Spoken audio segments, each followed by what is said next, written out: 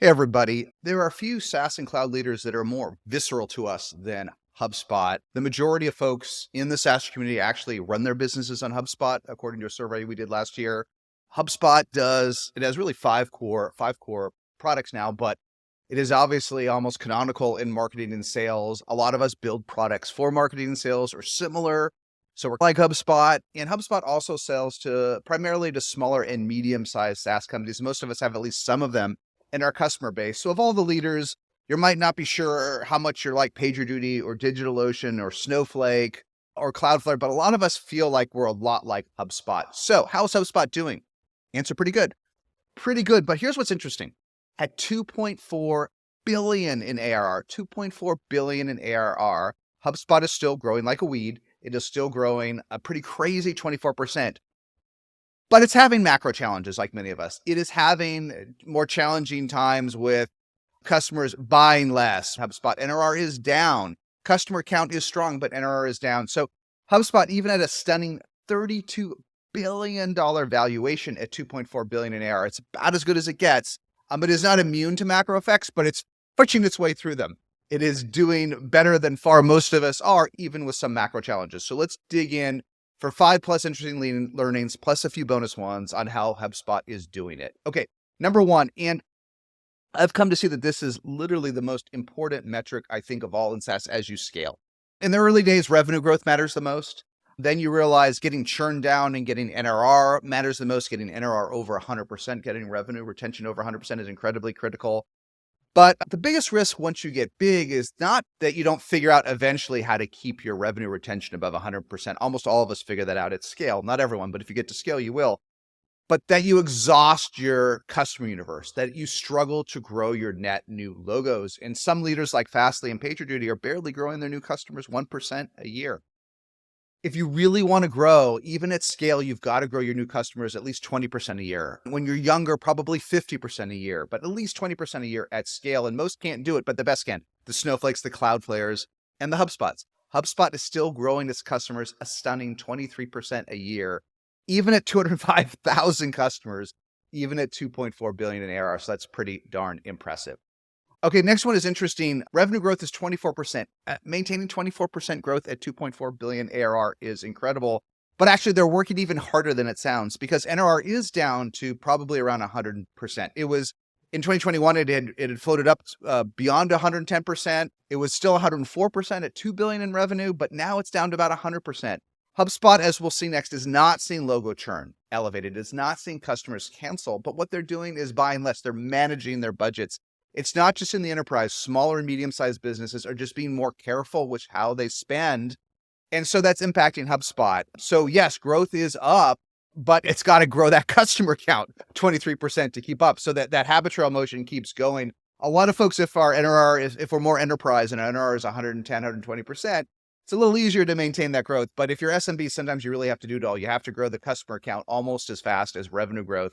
And that's where HubSpot is today. And with its current macro headwinds, it's had to keep customer count growing at epic rates to keep that revenue going. Number three, and this is another sort of subtle macro impact, their ACVs are flat. HubSpot has raised prices. It has added more products. It has gone a bit up market, but all of that hasn't increased their ACVs as you might expect. Now, some of that is that just as HubSpot has actually gone up market, it's actually gone down market at the same time. It's invested more in its starter customers to nurture them for life and grow them over time. So as much as it's gone up, it's also gone down, which is interesting and something which I think is critical to truly going long. But their ACVs haven't gone up. They're 11,365, not much higher, even though I certainly know plenty of startups that are paying 30,000, 40,000 or more for HubSpot. On average, they haven't driven their ACV up, and that just makes growth harder. Again, a cheat code for growing in SaaS is driving your NRR up. And one of the ways you do it is you increase average deal sizes one way or another. You increase the amount average customers pay. But if it's flat, it just makes it that much harder to grow. Okay, one thing that you cannot criticize HubSpot for, and this is not unique to them, it's true of many other cloud leaders as well, is boy, they have gotten efficient. If you look at this chart, boy, they have gotten efficient. Now, they've been pretty efficient for years. They hit their first non-GAAP operating profit in 2017. But boy, look at this. In 2023, last year, going into 2024, it's just rocketed. They have almost 20% operating margins. Now, it's non-GAAP. We're not going to dig into a lot of accounting details. I know a lot of folks that know them will challenge these metrics a little bit. But what's important is measuring things consistently. How efficient is HubSpot? And it's gotten very efficient. In fact, just in 1 year, it's gone from 10% non-GAAP operating margins to 17%. That's a massive amount of efficiency. And we'll show you why in just a moment, which is point number 5. Point number 5 is they have broken through. HubSpot has crossed 300,000 in revenue per employee and is driving toward 400,000. This is the new paradigm in SaaS. Most of the cloud and SaaS leaders are now above 300,000 in revenue per employee, and many are above 400,000. That's how you get efficient, folks. You don't get efficient by cutting lunches or cutting back on retreats or making everybody share one Zoom account. That's small stuff, folks. It doesn't work.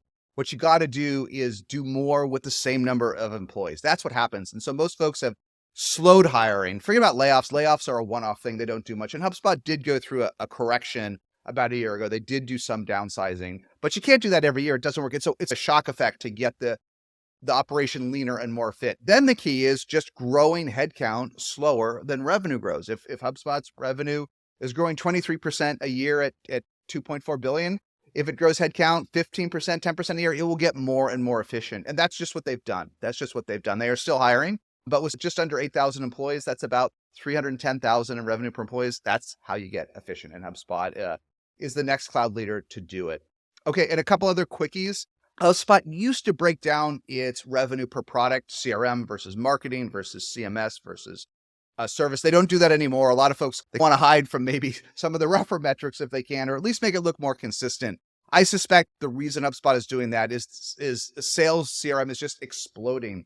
I think it's probably over 700 million in ARR on its way to $1 billion. They really have dominated the low end of CRM, but the marketing hub is probably pretty mature. It's pretty mature now. So they're not breaking out the metrics, at least where I can see. But what they have said is even today that 60% of its pro and enterprise customers, its slightly bigger accounts, use 2 or more products. Just a reminder that you got to go multi-product at some point on the way to 100 million in ARR, maybe a little bit further, maybe earlier for SMBs, but you just got to get there or else growth stalls. Okay, point 7, we talked about it above, but see it here. They say gross retention is still in the high 80s. And this is important. HubSpot is seeing some macro headwinds, as many of us are. But what really matters is you're adding new customers, which they are at an epic rate at 23%.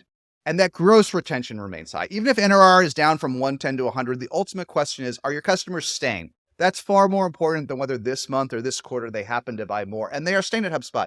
Gross retention is consistent. It has not come down. It's in the high 80s. And that's a good sign. And just 2 last points. One more just note. HubSpot doesn't do a lot of acquisitions. They haven't historically. The ones they've done actually have moved the needle. They actually got into marketing automation originally through an acquisition. But they did buy Clearbit, a product a lot of us have used last year for about 150 million. It was interesting to note they only expected to add about 1% to revenue growth. It may be important in terms of adding value to their most mature product, especially marketing, but it's not going to change the game for revenue. And this last point, and we have talked about this with discussions with Yamini Rangan, CEO, with Brian Halligan, co-founder and now chair, Dharmesh Shah, CTO. We've had different SaaStr conversations on partners over the years. Go watch these videos on YouTube. They're great. But HubSpot just noted that even today, even at 2.3 billion in revenue, Hub's partners still contribute 40% of their revenue. It's a similar metric at Shopify. It's even higher for some leaders. Way too many startups, way too many founders only sell direct. They just sell direct. They don't have a partner ecosystem. They don't have a channel. There are agencies out there who the main thing they do is deploy HubSpot and also Shopify and e-commerce. That's what they do. These agencies deploy them for small businesses, and they typically only pick one. There'll be a HubSpot shop or a Shopify shop, and that's it. They don't learn 3 vendors. They don't learn 6. These agencies don't have time. They learn one leader and they bet on them for a decade and they get paid to deploy them. And it really is a moat. And I asked Brian Halligan in an interview, one of the last ones I did with the CEO, I said, is this a moat? Is this partner ecosystem a moat? And he literally laughed. He said, boy, it's a moat. They only sell and deploy HubSpot.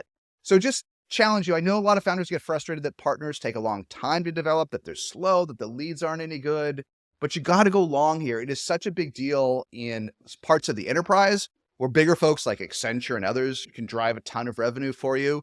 Rubik just filed to go IPO. I believe they said over 70% of their revenue comes from partners in the channel, over 70%. But it's not just enterprise. It's true from SMEs. It's just different. It's not Accenture's selling small business products. It's little agencies selling HubSpot and Shopify and others. And you want to own that. You want to dominate that market like HubSpot does. Wow, what a story. HubSpot is the full package. It has an incredible revenue multiple over 10x. It's gotten super efficient, almost 20% operating margins, and it's still adding over 20% to its net new customer base at 200,000 customers and 2.4 billion in ARR. That's what we all should aim for, folks. Pretty cool to learn from.